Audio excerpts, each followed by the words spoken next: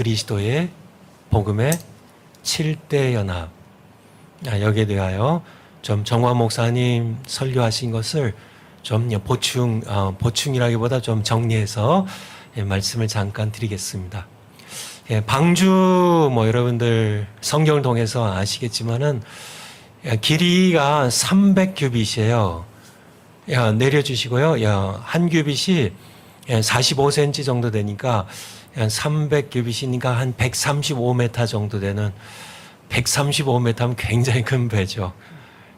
그런 배를 하나님께서 노아에게 만들라고 하셨는데 이 방주가 그러니까 비밀이라고 정광 목사님의 그 설교에 방주가 비밀이에요. 그러니까 우리 영한 목사님 말씀하셨지만은 홍수 때 죽지 않고 살기 위해서 하나님께서 만들게 하신 그런 배 정도로 우리가 이해할 수밖에 없는데 하나님께서는 우리 정광 목사님 통해서 창세기 6장에 이 방주를 만들라고 하셨는데 이 방주를 통해서 비밀을 보게 하신 겁니다. 정광 목사님 통하여 방주에 비밀이 담겨 있다는 거예요. 방주에 비밀이 담겨 있습니다. 그냥 큰 배,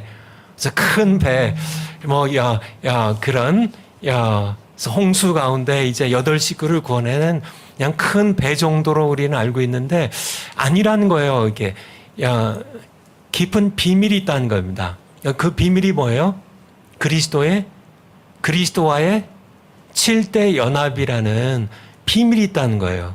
그래서 그것을 설교로 말씀해 주셨는데 제가 조금 시간을 좀 절약하기 위해서 정리해서 좀 파워포인트로 좀 보여드리도록 하겠습니다. 한번 올려주실까요?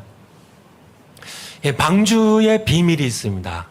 방주의 비밀이 있는데 이 방주의 비밀로 이 방주가 어떻게 그리스도와의 7대 연합이 될 수 있나. 첫 번째, 방주는 교회의 모형이라는 것이에요. 그래서 히브리서 11장 7절에 보면 하나님께서는 노아에게 배를 지으라고 하시고 이 배를 통하여 이 방주를 통하여 가족을 구원했다는 그런 말씀이 나오는데요. 이 방주는 교회의 모형이라는 것은 아마 여러분들도 다 공감했고 또 알고 계신 내용으로 알고 있어. 그런데 이 교회는 그리스도의 몸이라고 에베소서 1장 23절에 교회는 그의 몸이니 그리스도의 몸이라고 우리에게 말씀해 주고 계십니다. 이 두 구절을 함께 연결하면 방주에 들어가는 것은 방주가 그리스도의 몸이니까 그리스도의 몸에 들어가는 것이고 그래서 방주에 들어가는 것은 그리스도와의 7대 연합의 예표로 볼 수 있다는 거예요. 그래서 밑에 제가 간단하게요. 방주는 뭐예요? 교회고, 교회의 예표고, 교회는 그리스도의 몸이고, 그러니까 방주에 들어가는 것은 그리스도의 몸에 들어가서 그리스도와 연합하는 것이다. 그런 말씀을 첫 번째 드리고요. 두 번째, 그 다음이요. 그리스도와의 연합은 우리 정광 목사님 설교를 통해서도 우리가 들었던 것처럼 세례가 그리스도와의 연합을 이루는 그러한 사건이라고 할까요? 예식이라고 할까요? 첫 번째 우리 정광 목사님도 말씀하셨지만은 출애굽한 이스라엘 백성은 홍해에서 세례 받았습니다. 고린도전서 10장 1절 2절에 보면 우리 조상들이 다 구름 아래에 있고 바다 가운데로 지나며 모세에게 속하여 다 구름과 바다에서 뭘 받았어요?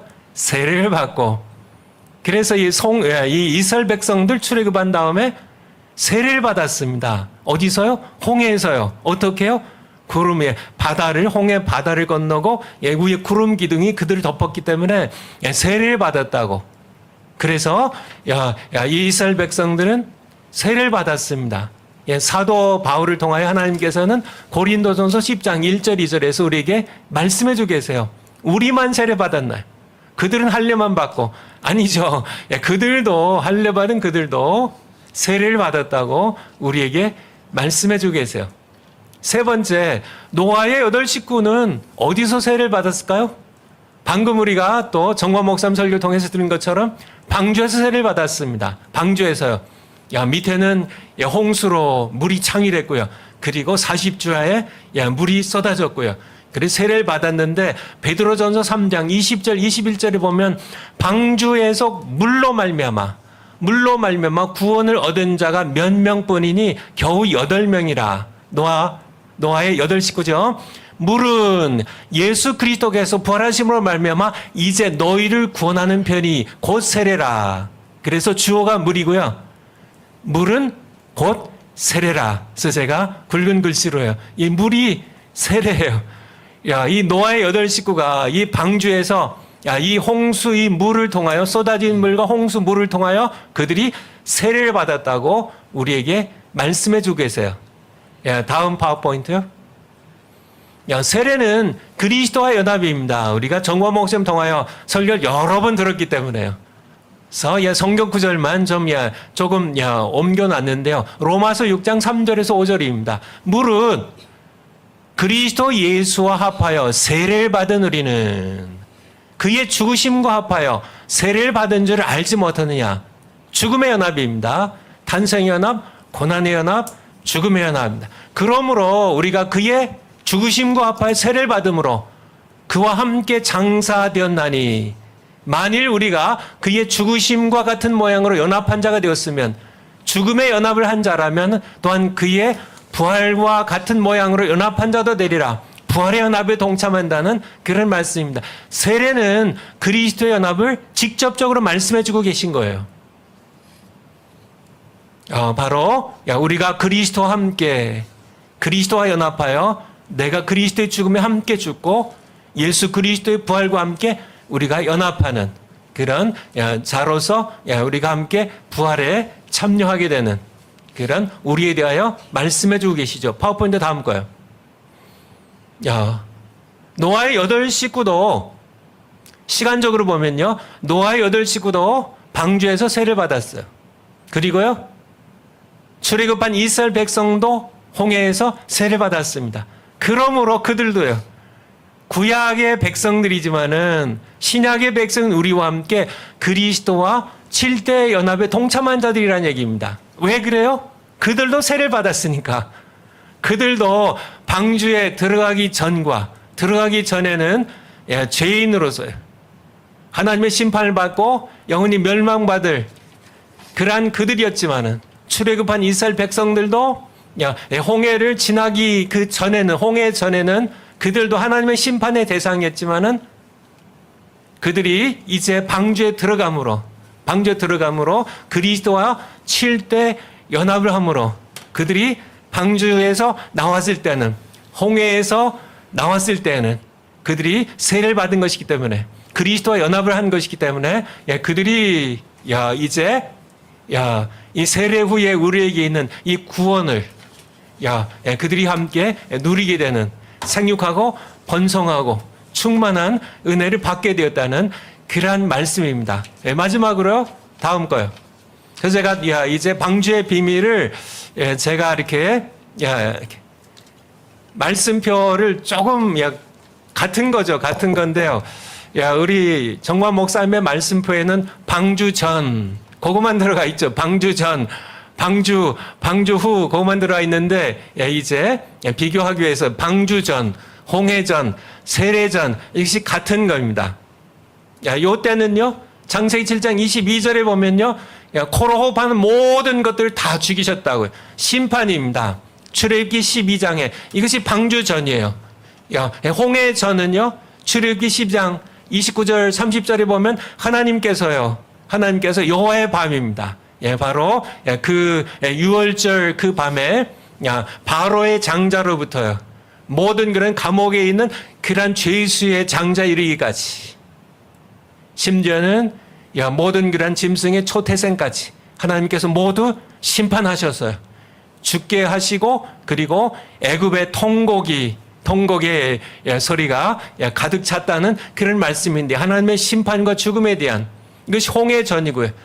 세례 전, 마찬가지로 우리가 다 아는 것처럼 우리 세례전은 하나님의 심판을 받아 요한계시록 20장에 이제 백보자 심판이 나와 있죠.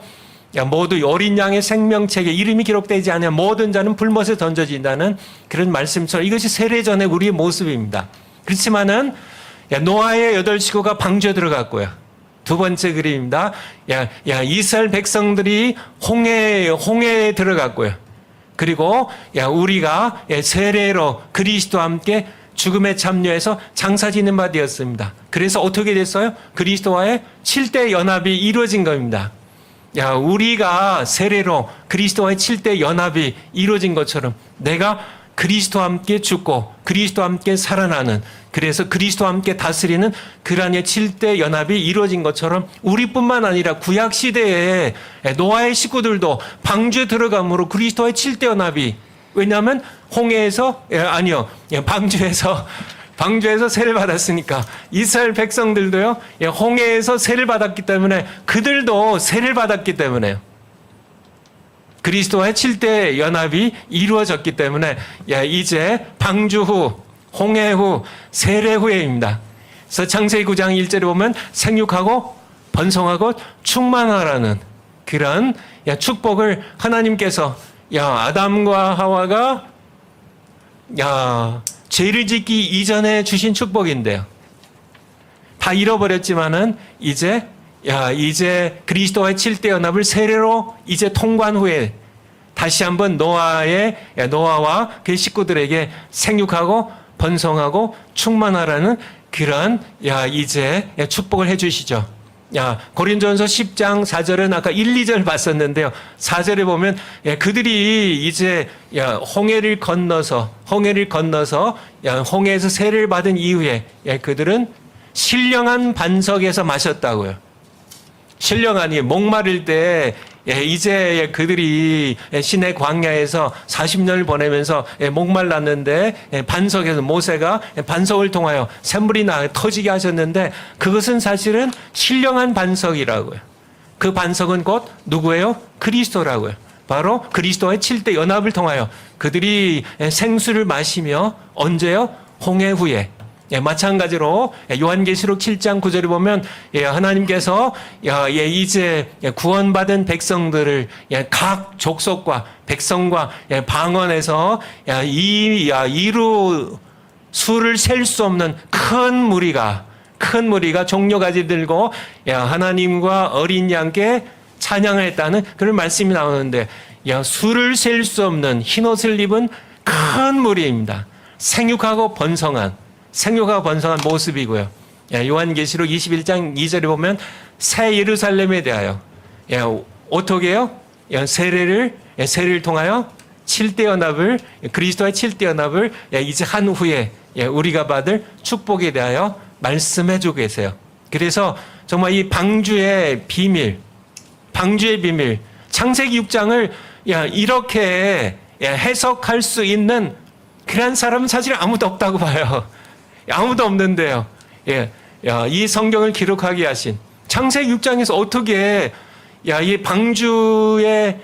방주를 통하여 그리스도와의 7대 연합을 이걸 어떻게 연결시키냐고요. 그리스도의 7대 연합 자체도 우리가 신기하고 놀랍지만은 창세기 6장을 그리스도와 7대 연합으로 연결한 놀라운 것이 바로 하나님께서 우리 정광 목사님 통하여 우리에게 주신 놀라운 은혜임을 여러분들에게 말씀드리고 싶습니다.